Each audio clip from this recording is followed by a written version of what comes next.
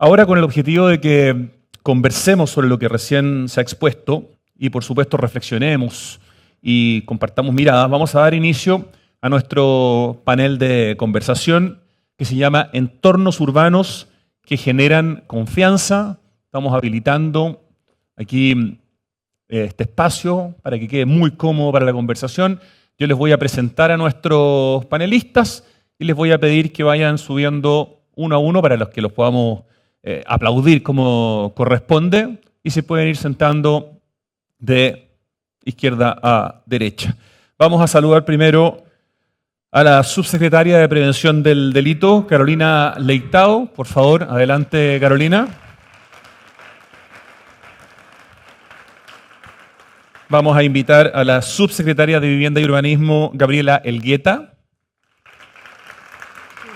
¿Cómo está? Vamos a invitar al gobernador de la región metropolitana, Claudio Orrego.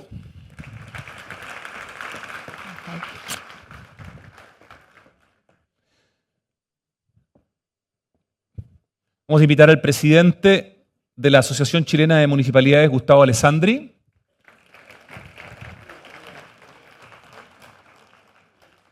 Y parece que nos va a faltar una silla, ¿o no? Vamos a invitar al presidente ejecutivo de Paz Ciudadana, Daniel Johnson. Nos falta una silla, así que, por favor, asiento, vamos a pedir una silla más. Yo me puedo quedar parado hasta que llegue la silla, no hay ningún problema. Ah, era mi silla, ahí viene. Muchas gracias. Muy agradecido.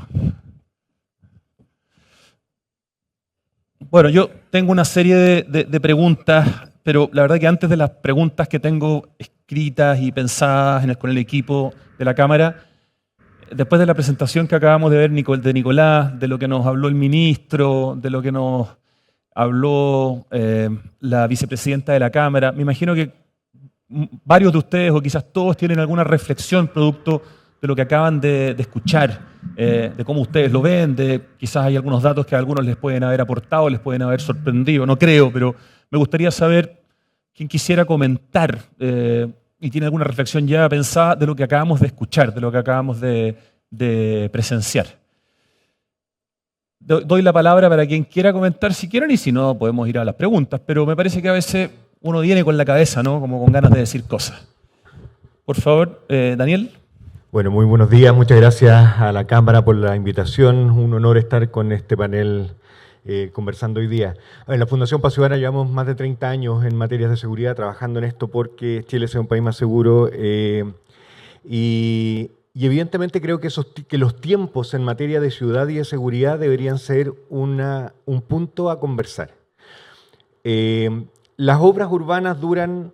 No sé si hay estadísticas, como no es mi ámbito más presente, pero me imagino que un edificio se debe calcular simplemente para 50, 100 años. Si el edificio tiene un valor patrimonial, va a durar cientos de años, hay edificios que duran miles de años. El trazado urbano, o sea, cuando ya hablamos de urbanismo, probablemente es mucho más permanente aún. Cuando uno define una calle, esa calle puede durar desde el trazado, es mirar aquí al lado donde estamos, este trazado de estas calles se definió en... No sé, los de vivienda sabrán mejor que yo, pero por lo menos debe tener 300 años, 400 años definido desde la Fundación de Santiago. Cuando miramos la seguridad, somos extremadamente cortoplacistas. Extremadamente cortoplacistas. En Chile estamos absolutamente alarmados hoy día por los índices de homicidios, por ejemplo, que están en tasas de 6. Y evidentemente, si miramos algunos años hacia atrás, 10, 15 años, la tasa es preocupante porque veníamos de tasa de 3 homicidios cada 100.000 habitantes año y día estamos en 6. A principios del siglo pasado, las tasas eran 25 homicidios cada 100.000 habitantes de año. Entonces, si uno se alarma y uno piensa que la única tendencia posible hacia adelante es una tendencia negativa, la verdad es que vamos a inhibirnos de tomar un montón de decisiones que son sumamente relevantes. Pongo este punto porque creo que la Cámara y la vivienda y el urbanismo tienen que darnos la perspectiva necesaria para mirar en ese largo plazo. Y hay muchas medidas que se pueden tomar en Chile para mejorar la seguridad, pero que el cortoplacismo las inhibe de poder implementarlas. Prevención temprana, de involucramiento en comportamientos delictuales, el ministro ya habló algo de eso. Reinserción social, pero como el sentido de urgencia es tan extremadamente alto, no hay tiempo para esperar eso. Y nos centramos en medidas de control, más carabineros en la calle, penas más altas. Y la verdad es que esas medidas no son suficientes, no van a generar un cambio radical y lamentablemente van a generar aún una mayor percepción de inseguridad porque sentimos siempre que nos estamos teniendo que fortalecer la muralla con que nos defendemos contra quienes cometen delitos y no estamos evitando que esa cantidad de personas que cometen delitos disminuya. Gobernador, en términos de la prevención, ¿qué puede hacer el gobierno regional o la mirada de alguien que ya fue alcalde e intendente para lo que se puede hacer independiente de perseguir, digamos, a la delincuencia, ¿no?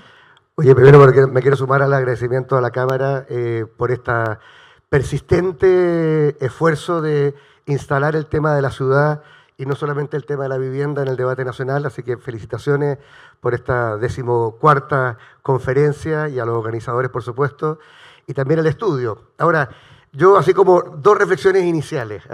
Daniel hablaba de el cortoplacismo. Yo quiero hablar del simplismo.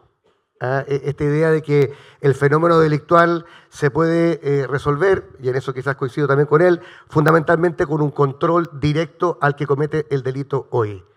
Y yo creo que si algo hemos aprendido los que hemos sido alcaldes y los que hemos trabajado en el mundo local de la prevención, es que este es un fenómeno complejo, multifactorial, y que requiere una mirada, entonces, multidimensional. Ya se mencionó acá, lo mencionaba el ministro también, todo lo que tiene que ver con la prevención psicosocial, o sea, los sistemas de alerta temprana, de prevención de deserción escolar, son tan importantes para esto como el número de policías en la calle. O sea, un niño que no está en el colegio, ¿dónde está? Está en la calle.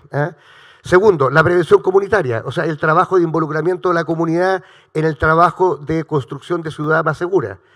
Y tercero, la prevención urbana. Y aquí quiero, obviamente, saludar el estudio porque viene a confirmar algo que muchos venimos tratando de hacer hace mucho tiempo. Uno previene el delito y la sensación de inseguridad desde el tipo de ciudad que construimos. Uno podría decir las cosas cuando nosotros en el gobierno de Santiago tenemos la inversión en luminarias en la categoría seguridad, por ejemplo. 65.000 luminarias hemos financiado estos 4 años, que significa que hay 2 comunas, Los Espejos y Maipú, que tienen todas sus luminarias nuevas.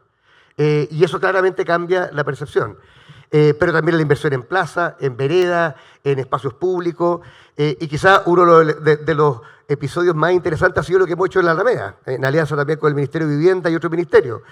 La limpieza de fachadas de la Alameda, que parecía algo tan prosaico.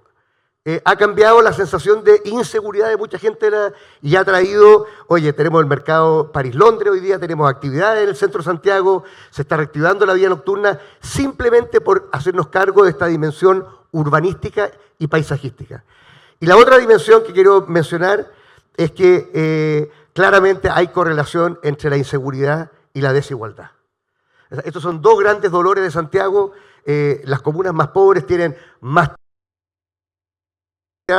y en consecuencia invertir en esas comunas no solamente es justicia territorial, sino que se hace cargo de los lugares donde tenemos más problemas. Ahora, ¿por qué la sensación es tan importante? Porque no basta solamente con el número de delitos. Una persona que se siente insegura es como si tuviera un delito de efecto permanente. Hay que combatir la inseguridad objetiva, el número de delitos, pero también la subjetiva. Y en eso creo que los actores territoriales, municipios, ministerio y por supuesto Gobierno de Santiago, tenemos mucho que hacer en esa materia.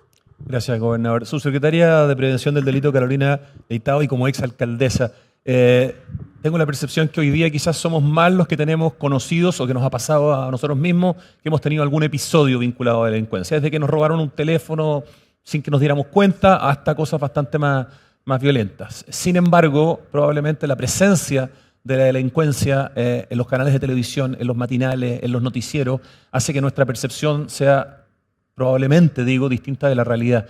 Desde el área de prevención del delito, ¿cómo se trabajan estos factores y cómo lo vinculamos también con la exposición que nos hizo recién Nicolás?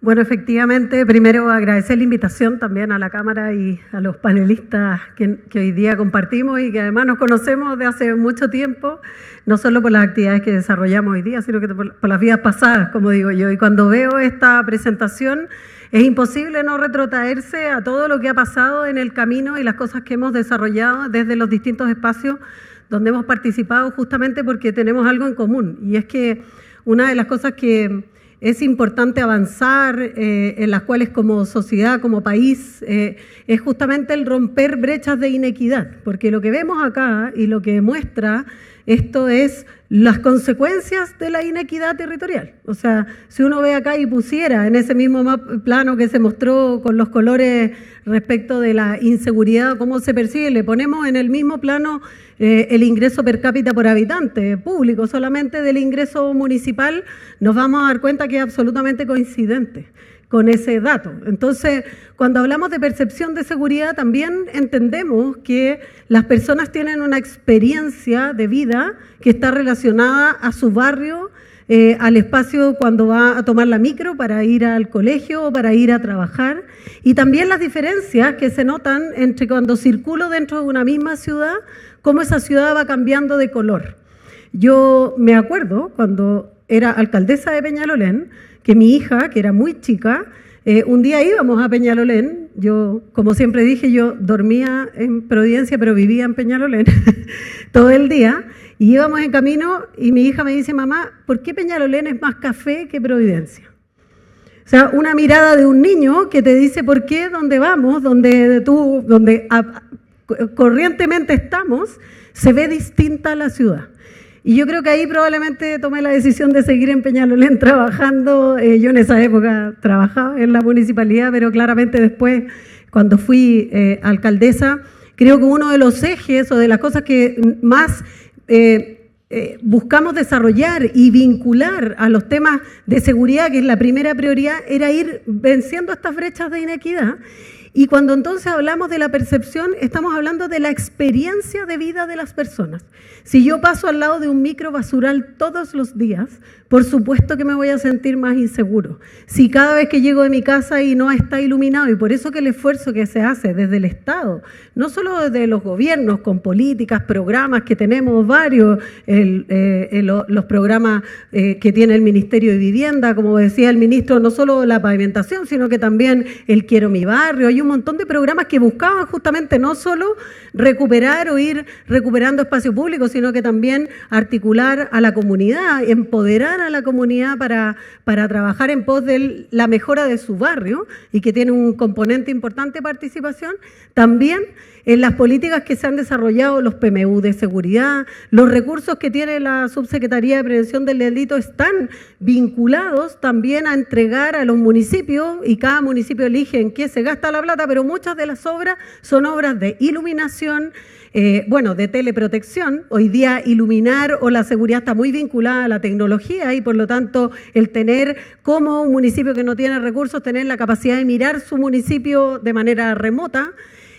Pero también es muy importante que ustedes mostraron el dato acá de la ENUS, que es algo que hoy día la Subsecretaría financia todos los años. Ahora va a salir en el próximo, espero en el próximo mes o por ahí, los datos de la ENUS que corresponde a este año, o sea, al año pasado. Y ahí una de las cosas que se le pregunta a la gente también es cómo se entera de los hechos delictuales. Y una de las cosas que nos pasa es que no solo están los medios de comunicación, sino que la principal fuente son las redes sociales. Hoy día, antes yo, si había un delito que ocurría más allá de las 4 cuadras de mi casa, probablemente no nos enteramos. Hoy día hay un grupo de WhatsApp, hay aplicaciones, hay otras fórmulas, están las redes, etcétera, y por lo tanto nosotros nos enteramos de más cosas que ocurren. Por eso es tan importante también el tener los datos a la vista, pero no sacamos nada. Si yo le digo a una persona, mira, los delitos X han bajado, todos te miran con cara de eso, no es verdad. Como que uno lo estuviera, como dice, me están estafando. Y dice, no, lo que pasa es que la vivencia de la persona es tan importante y por eso, o sea, es tan importante la vivencia como el dato. Y por eso también tenemos que trabajar, y uno de los ejes estratégicos de hoy día, a propósito de la instalación del Ministerio de Seguridad y del Sistema Nacional de Seguridad, no es solo trabajar, reducir los delitos, sino que tiene una misión importantísima de reducir los índices de temor. Es tan importante reducir los índices de delito como trabajar por reducir los índices de temor, y eso yo creo que ha sido y va a ser, sigue siendo el objetivo, pero va a haber que dedicar más recursos, más acción y por supuesto también un trabajo mucho más colaborativo también con distintas instituciones, y aquí la articulación con el mundo privado es indispensable, si no es imposible lograr y cumplir las metas. Muchas gracias, interesantísimo. Subsecretaria Elgueta, el MIMBU está hoy día y ya hace un tiempo mucho más preocupado de hacer ciudad que entregar techos, ¿no? Y eso se ha notado en muchos proyectos. Un ejemplo podría ser la Villa Panamericana. Yo podría apostar, y espero que así sea, cuando se abra completamente la Villa Panamericana, va a ser un lugar que por las distintas cosas que tiene ese lugar como ejemplo, debiera tener menos índices, por ejemplo, de delincuencia de los que va a tener el resto de la comuna de Cerrillo. Lo pongo solo con un ejemplo, pero cómo desde el MIMBU, desde la manera en que están haciendo ciudad, con todos estos proyectos habitacionales, con todas estas formas de estar desarrollando la ciudad y solucionar, por una parte, el déficit habitacional, pero al mismo tiempo integrar a esas personas a la ciudad, se está enfrentando justamente el tema de la inseguridad. Mira, es bien interesante, saludar a la Cámara y a los organizadores. Es bien interesante lo que dice la encuesta y esta síntesis en términos de la vinculación de cómo hacer ciudad. Ahí Sí. Cómo la ciudad condiciona o no el desarrollo de la vida de las personas, cómo se ha venido haciendo ciudad, cómo en un país tremendamente desigual, en una región como la metropolitana, donde se concentra gran parte de estos datos en las áreas metropolitanas, pero sobre todo en la fragmentación que tienen las ciudades y esa desigualdad territorial que condiciona mucho el desarrollo de la vida de las personas. Y esa fragmentación también hace, y esa segregación de esa ciudad también se reproduce institucionalmente con el bolsillo de cada uno de los municipios. Y eso hizo que por muchas veces la política de vivienda contribuyó a segregar esa ciudad, a expulsar a los que tenían menos, y fue construyendo estos guetos de comunas homogéneamente pobres, sin mixtura de uso. Se veía acá la mixtura, la importancia de la mixtura de esta triada de la vivienda, de los equipamientos, de los espacios públicos. Y por lo tanto uno construía hasta lo que alcanzaba, que era esa vivienda sin ese espacio público, sin el equipamiento. Y sobre todo con un costo social tan alto que empezó a demostrar dónde tenemos hoy día la mayor concentración también de delito en ciertas poblaciones, en cierto tipo de bloques que fueron producto de una política pública de los 90 o fines también en dictadura. Y en ese sentido, el esfuerzo, por lo tanto, de esta triada de la vivienda y el barrio de la ciudad, de no disociar el entorno respecto de donde vivo y la condición de la vida cotidiana, es muy importante en términos de cómo entonces el desarrollo urbano es un factor que va a generar o no oportunidad en ese desarrollo. El factor social o el factor de inclusión social en términos de la activación comunitaria, en torno respecto de la participación, y sin duda esta visión compartida de desarrollo de los actores que intervienen en un sobreterritorio.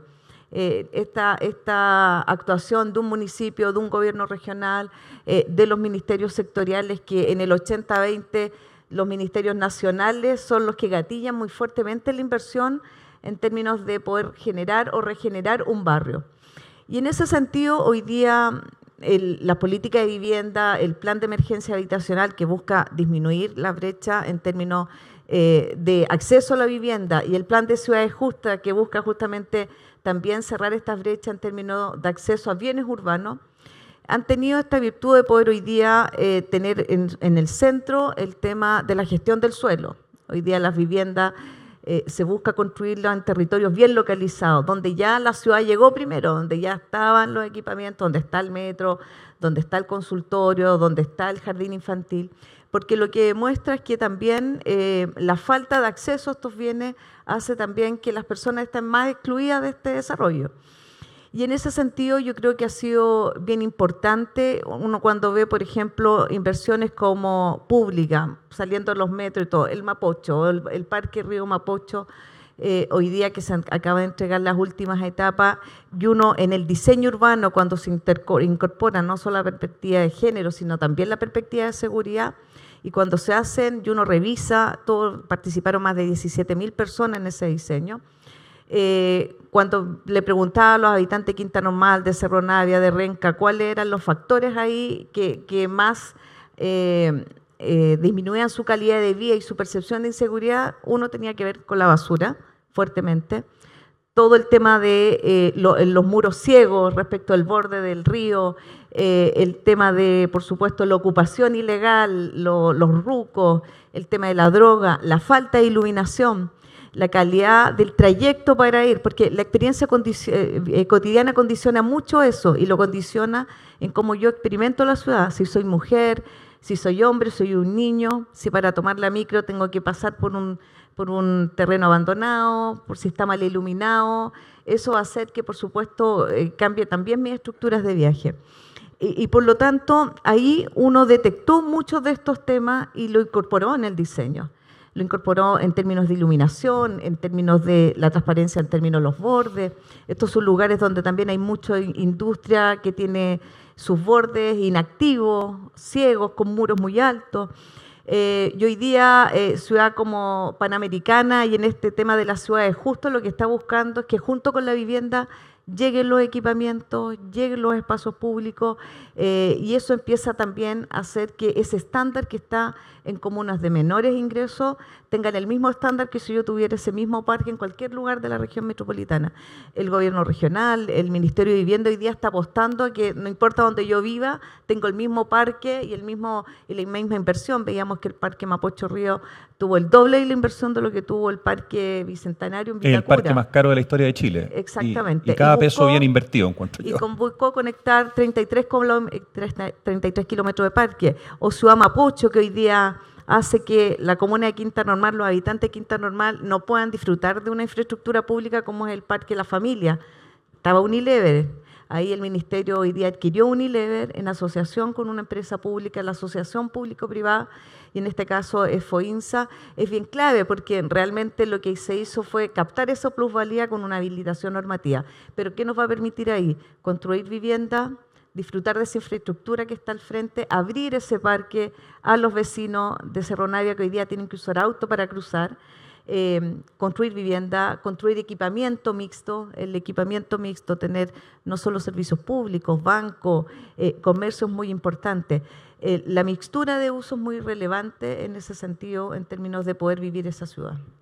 Muchas gracias, subsecretaria. Alcalde Alessandri, como presidente de la Asociación Chilena de Municipalidades, ¿cuál es la mirada, cuál es el diagnóstico de los diagnósticos que hemos escuchado y también de las propuestas? ¿Cómo están? Muy buenos días. Primero, agradecer la invitación, agradecer también a la Cámara, agradecer este panel. La verdad es que es bastante entretenido este desafío y exponer aquí la visión de las municipalidades de la asociación. Voy a empezar con una frase que dijo el ministro Montes, la Florida de los 90. Yo era un niño y me acuerdo de esa Florida de los 90 y cómo ha evolucionado el país, no solo la comuna de la Florida, sino que la región metropolitana, otras regiones. Y hoy día que me toca dirigir una comuna de la quinta región, además la asociación, habiendo sido concejal de la comuna de Puente Alto, por supuesto que hemos evolucionado, hemos cambiado la transformación digital, cómo se ha experimentado distintos cambios a nivel nacional, y tengo la suerte también de estar aquí junto a dos exalcaldes que tienen mayor conocimiento que yo hoy día al tener otro cargo, y podemos compartir experiencia, pero creo que uno siempre busca, o por lo menos desde los municipios, buscamos la justicia social. Y eso va de la mano con la educación, la salud, seguridad y vivienda. No podemos dejar de reconocer que tenemos que buscar a través de la vivienda la red de apoyo. Red de apoyo para todas las personas, para los jóvenes, los niños, las madres que salen a trabajar, que tengan red de apoyo, y eso lamentablemente con distintas reformas que se han hecho sin conocimiento de causa a la realidad que tiene el país, sobre todo en comunas rurales, en comunas alejadas de la región metropolitana, se pierde. Y tenemos que reconocer que eso afecta a esta justicia social de una manera muy negativa, y haciendo todo lo que se ha avanzado, haciendo todo lo que se ha hecho, haciendo la planificación que debemos reconocer que es muy positiva cuando se hace bien y muy negativa cuando se hace mal y afecta a un joven, a un adolescente, a un niño, y lo importante que es tener áreas verdes, lo importante que es tener, llamémosle supermercado, banco, todo lo que decía el ministro que antes no había, teléfonos que dijo que antes no había, que hoy día es de todos los días, todos tenemos, y esta situación que se da hoy día como país que hay, estamos al debe en la reinserción, que muy bien dijo el gobernador. Cuesta porque hay distintas situaciones que va evolucionando el ser humano, va evolucionando las personas. Y hoy día, por ejemplo, sale una persona que está privada de libertad y nadie le hace seguimiento. Entonces, claro que estamos ante una situación que es muy curiosa, que nos falta como Estado, que no la estamos previniendo como Estado y tenemos que avanzar. Y en este Estado que está atrasado, que está obsoleto, hacemos algunos o algunas instituciones muchos esfuerzos, pero lamentablemente no estamos trabajando en línea, no estamos trabajando todos al mismo nivel o estamos articulados para poder enfrentar los desafíos. Y es por eso que resaltan algunas instituciones sobre otras. Resalta el Ministerio de Vivienda en ciertas cosas. Resalta el gobernador o la gobernación de una región sobre otra. Resalta la subsecretaria o el subsecretario con respecto a otros, porque están más actualizados y llevan el conocimiento de la realidad. Y ahí el Estado está atrasado. Y eso es lo que tenemos que mejorar. Tenemos que avanzar porque se hacen muchas cosas bien, muchas cosas extremadamente bien, pero nos gana lo malo. Se da la sensación, por esto que está atrasado, nos gana lo negativo. Y hoy día que un padre no puede enviar a su hija a un establecimiento educacional y que tenga la certeza de que va a llegar bien, segura, al establecimiento educacional, es inseguridad. Y eso no nos puede pasar. Efectivamente, como dice el gobernador, invierte y se invierte mucho y se postula mucho a luminaria. Y espectacular que hayan comunas que estén iluminadas. Perfecto, extraordinario, todos lo aplaudimos, todos postulamos. Pero el trámite que hay que hacer para lograr la iluminación es eterno, es largo, cuesta, y muchas veces cuesta mucho. Ahí tenemos que fortalecer y modernizar esa tramitación, terminar con esa burocracia, porque él tiene los recursos, nosotros tenemos la necesidad, trabajamos en conjunto, ganemos la burocracia. El trámite que debemos hacer para postular un proyecto de vivienda, hablando con los comités, buscando el terreno, sacando la permisología y avanzar, el ministro tiene la necesidad de cumplir, de querer hacer las cosas, nosotros con los vecinos tenemos la necesidad de tener la casa propia, hay distintos proyectos, hay distintas posibilidades, ganémosle a la burocracia y así tenemos que modernizar el Estado. Y eso, quienes sufren este Estado setentero, como le llamo yo, son los chilenos. Es el día a día. Es la persona que sufre este Estado que está obsoleto. Y eso, la primera institución que lo ve, somos los municipios porque administramos la realidad. Es a quien el chileno le toca la puerta para cualquier trámite. Alcalde, lo interrumpo porque nos queda muy poquito tiempo. No hay ningún problema. Y quiero tratar de alcanzar a hacer una pregunta más. Muchísimas gracias. Probablemente todos van a querer hacer comentarios de lo que han escuchado, obviamente, y yo les quiero sumar una pregunta que probablemente sea la última por tiempo. Ahí dice que nos quedan 3 minutos, podemos sumar algunos minutos más, por supuesto, pero ahora las respuestas podrían ser un poco más cortitas. Es muy probable que todos ustedes conozcan bien, y mucha de la gente que está aquí en este espacio en el SEINA, el caso, digamos, las obras de infraestructura urbana que le han cambiado la cara a sectores completos de la ciudad de Medellín, un tremendo ejemplo a nivel mundial. ¿Podríamos seguir este ejemplo en Chile? ¿Qué nos falta para que el desarrollo de estos proyectos no sea una excepción y no se demoren décadas en concretarse? Insisto, un tiempo para poder comentar algo de lo que quieran comentar y eventualmente involucrar esa respuesta, Daniel. Por favor. Sí, a ver, el caso de Medellín es un caso bien emblemático que se ha estudiado bastante, que tiene distintos componentes, no es solo infraestructura. Apostar solo a la infraestructura, a ver, la infraestructura es fundamental, el equipamiento que tienen los barrios es fundamental, es fundamental también los servicios que le entregamos, pero no es suficiente. Y en Medellín hubo trabajo, a ver, hay iniciativas que fueron súper exitosas, hay otras iniciativas que todavía tienen cierto cuestionamiento. Tampoco hay que pensar que un ejemplo va a ser replicable en otro territorio. Las características son distintas y los éxitos también, lamentablemente, son relativos. Hay que estudiarlo en profundidad para poder entender cuál es el resultado real. Pero algunas cosas que quiero plantear. 3 cosas muy corto. Uno, Chile es el país más atemorizado del mundo en varias estadísticas. En algunas nos dejan en cuarto, pero estamos en el rango de los países más atemorizados del mundo. El nivel de temor que tiene Chile es relativamente bajo. O sea, el nivel de delitos que Chile tiene en cantidad es relativamente bajo. Pero en los últimos años hemos tenido un incremento de delitos que son violentos, en homicidios, en secuestros, en robos con violencia e intimidación, que son delitos muy dañinos. Ese aumento de esos delitos es una de las causales del temor. Pero también hay que ser nombrado otras causales, por ejemplo la prensa. Y hay que entender los círculos viciosos que se producen para poder romperlos. Y creo que esto es fundamental en las políticas en Chile. ¿Por qué los medios de comunicación transmiten noticias de temor? ¿Por qué el matinal le dedica tantas horas? Porque las personas que están atemorizadas lo ven. Y como lo ven, aumentan el rating. Y como necesitan sobrevivir los canales que están pasándolo bien mal, apuestan a eso y la gente más atemorizado se siente. Hay un círculo vicioso que si no lo identificamos no lo vamos a poder romper nunca. Lo mismo pasa con los espacios públicos. Si un espacio público es percibido como un lugar inseguro, no se va a visitar. Si no se visita, no tiene vigilancia natural. Si no hay vigilancia natural, se hace inseguro. Y si se hace inseguro, más temor genera y menos se visita. Entonces, si no identificamos eso, no los vamos a poder romper nunca. Y una cosa que creo que es fundamental, y aquí aprovechando que está el ministro y la subsecretaria de Vivienda, es algo que como fundación hemos tratado de empujar, el plan de habilitación social de los conjuntos de vivienda.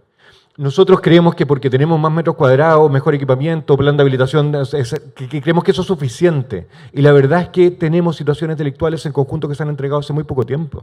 No es cierto que como que se superó y ahora los conjuntos sean radicalmente distintos en seguridad. Sí, evidentemente en metros cuadrados y en calidad tienen características mejores. Si no nos hacemos cargo, por ejemplo, de que estamos llevando a vivir a un conjunto de vivienda a personas que tienen antecedentes por microtráfico, por ejemplo, que no digo que no le entreguemos las casas, por favor, que no se entienda así, pero si el Estado no se hace cargo de cuántos pueden soportar un conjunto de vivienda, dónde los ponemos y cómo trabajamos con esa familia para que no se manifiesten esas condiciones, ese conjunto va a tener condiciones delictuales en el futuro. Si no nos hacemos cargo de los porcentajes altos que tienen hoy día los conjuntos de vivienda de personas extranjeras, por favor, aquí eso puede ser algo súper positivo si se maneja bien. Pero si no se hace cargo, los problemas de convivencia se van a generar. Entonces, no podemos seguir pensando en que los conjuntos de vivienda, por calidad de infraestructura, van a generar buenos resultados si no nos hacemos cargo de cómo habilitamos, cómo trabajamos con las familias, cómo las acompañamos para que esos conjuntos sean realmente preventivos de violencia, de problemas de convivencia y de inseguridad. Gracias, Daniel. Gobernador. A ver, nosotros hemos planteado como Gobierno de Santiago este gran sueño de recuperar la ciudad para las personas. Que las personas estén al centro, se sientan de verdad que pueden disfrutar de la ciudad en cualquier lugar que éstas vivan. El caso de Medellín, que lo conocemos muy bien aquí, los que estamos acá, porque tuvimos convenios con Peñalolén y Medellín durante muchos años, es probablemente de los mejores ejemplos de que se puede prevenir el delito a través del diseño ambiental o el diseño urbano. Cuando uno va a Medellín, no te muestran las cárceles, no te muestran a la policía. Te muestran los parques de bibliotecas, te muestran el metrocable, te muestran las escaleras mecánicas, las uvas. O sea, la verdad, cuando uno va para allá, te muestran intervención urbana que va muy en la línea de lo que ha sido el estudio que ha hecho la Cámara. Y tiene una particularidad, porque yo estoy de acuerdo con Daniel que las causas profundas del fenómeno delictuual no se resuelven en una generación o en un periodo de alcalde, de gobernador o de presidente. Sin embargo, en el diseño urbano, en la intervención urbana, sí se pueden hacer cosas en corto plazo. O sea, nosotros intervenimos en la calle G, por ejemplo, en Conchalí, que era un microbasural, con los vecinos, con el municipio. Se transformó con los privados. Ese lugar hoy día es un parque.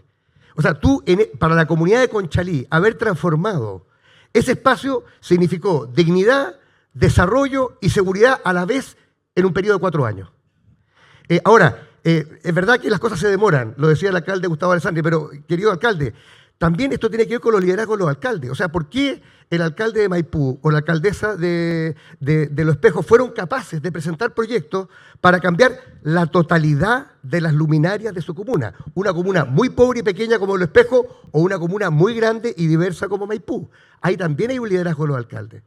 Yo en esto, a mí me gustaría hacer una invitación a la Cámara, porque la idea aquí no solamente comentar lo que uno ha hecho, sino sobre todo hacer invitaciones a lo que podría hacer. Yo creo que en este plano, una cosa que tenemos que hacer es un manual, y también puede ser el Ministerio de Vivienda y la Fundación también, un manual de espacios públicos seguros. O sea, que cualquier persona que va a construir una plaza, o que va a hacer una cancha, o que va a hacer un parque, tenga la posibilidad de tener un manual que diga, mira, estas son las 10 lecciones internacionales y también nacionales para hacerlo.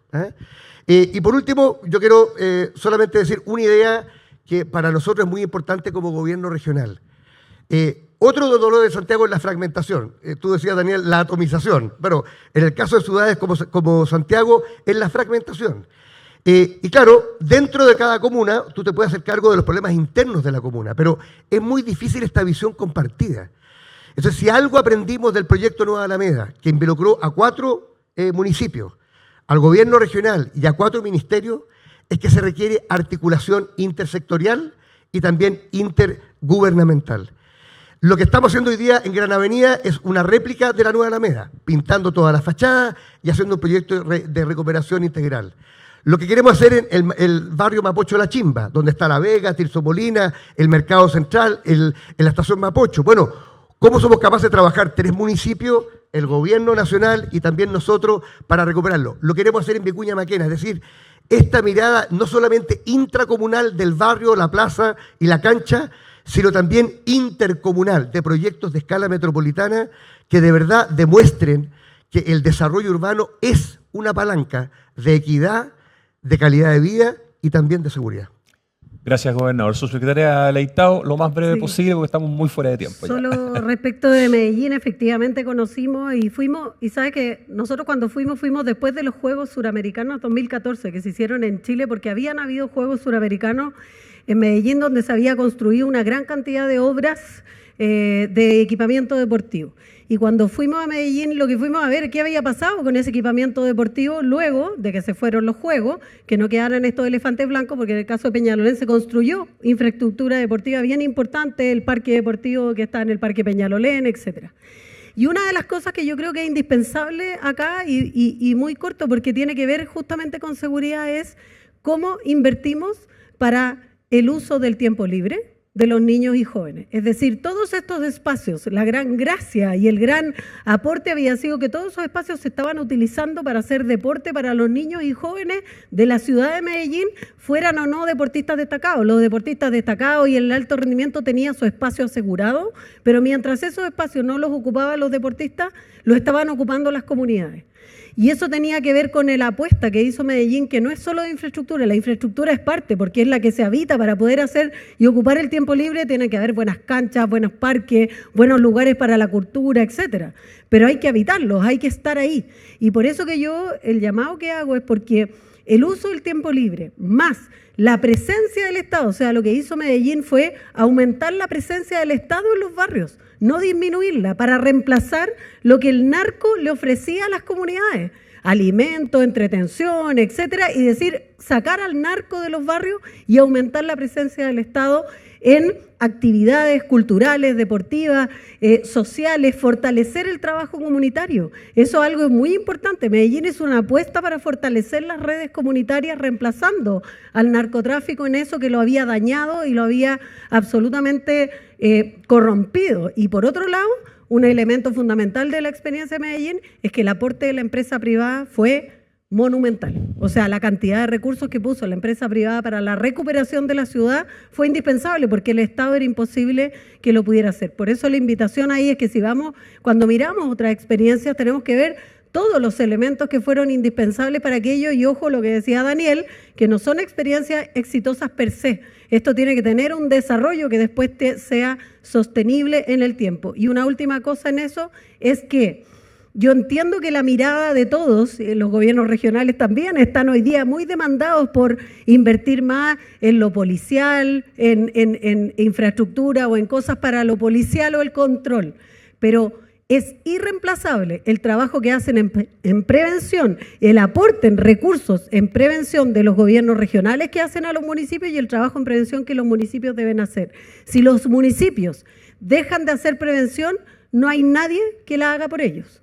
El trabajo de recuperación de barrios, de fortalecimiento comunitario y todo, no la va a hacer nadie. No hay otra institución que la haga si no lo hacen los municipios y en este caso el aporte financiero de los gobiernos regionales es indispensable porque generan un gran aporte en materia de seguridad. Muchas gracias, Carolina. Subsecretaria Elgueta, tiene su minutito para poder contestar. Sí. Respecto a Medellín, sin duda una experiencia inspiradora. Varios de estos años y en todas las gestiones uno las ha mirado.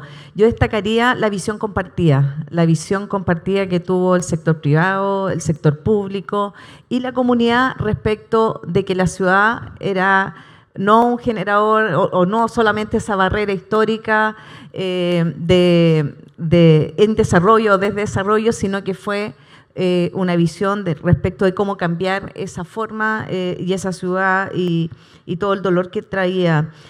Lo siguiente, sin duda, el componente físico, ya lo dijeron, la infraestructura habilitante, el poder conectar con transporte, metrocable, escalera, pero sin duda acercar el trabajo de las personas donde vivían, tener mayor experiencia con su familia y generar esos espacios para habitarlos, como las bibliotecas, los parques, la activación comunitaria, por lo tanto, el tercer componente social fue clave.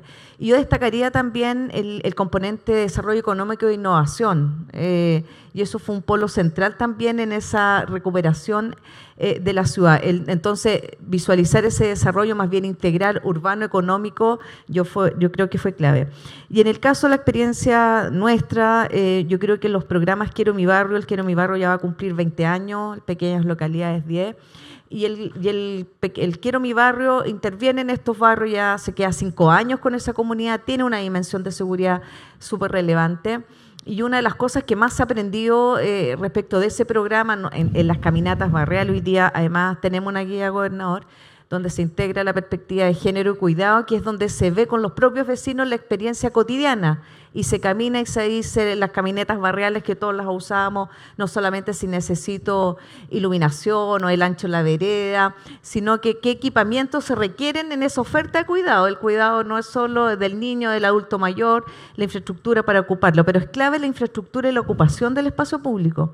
Y la ocupación del espacio público es clave para la interacción social, para yo tener confianza en mi vecino. A propósito de los ojos de la calle, la Jane Jacob, en esa experiencia yo empiezo a cuidar al otro, empiezo a cuidar al niño que va al colegio, lo cuida mi vecino. Si yo no ocupo el espacio público, podemos hacer mucha infraestructura, si no lo ocupo, no voy a poder. Entonces, la activación comunitaria es bien clave. Los planes de acompañamiento social que comentaba acá Daniel son clave, lo dice siempre el ministro Montes cuando inaugura un condominio, parte otra vía. Si entra la droga, ese condominio se va al deterioro. Entonces, la organización comunitaria es un esfuerzo que está haciendo el Ministerio fuertemente. El componente transversal de capacitación de dirigentes, de la capacitación no solo del subsidio o el plan de gestión social que tiene el EP. Pero eso es insuficiente si no hay una articulación también con todos los niveles subnacionales, con los municipios, con los gobiernos regionales. Yo pienso, a propósito de la estadística de las comunas que tienen mayor hoy día percepción de inseguridad, pienso en Renca. El alcalde de Renca va a su tercer periodo. La inversión en 8 años que ha hecho de la microinversión, de recuperación de microbasural, de iluminación, de inversión urbana, generan más de 100.000 empleos para el área metropolitana de Santiago. Solo el 14% de los renquinos trabaja en uno de esos empleos que genera. Salen a trabajar. Entonces, ahí tú dices, bueno, ahí hay varios programas que están de prevención psicosocial, de prevención situacional, y es súper importante porque teniendo mucha inversión pública, sigue teniendo esta problemática. Pero cuando uno se mira y se ingresa en términos de cómo ir revirtiendo esto, claramente la integración social es clave. La ley de integración social que esperemos se vuelva a discutir este año ha hecho que yo en el mismo lugar pueda puedan convivir personas de distintos niveles de ingreso. Eso hace también que no solo la mixtura sea física, sino que necesitamos que esta ciudad también se encuentre y que podamos convivir con un estándar de vivienda alta, pero con también esa posibilidad.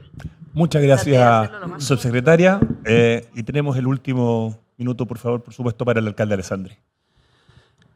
Con respecto, como lo hizo Medellín, voy a dividirlo en 4 temas: infraestructura, equipamiento, la alianza público-privado y la organización social.